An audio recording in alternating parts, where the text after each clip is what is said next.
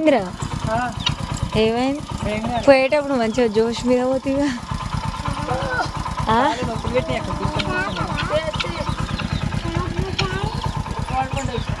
ఏంది చేపల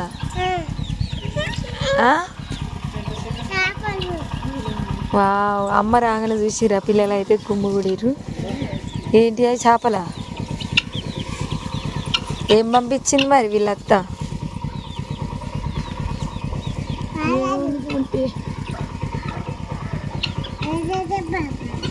పండ్లే అని అవన్నీ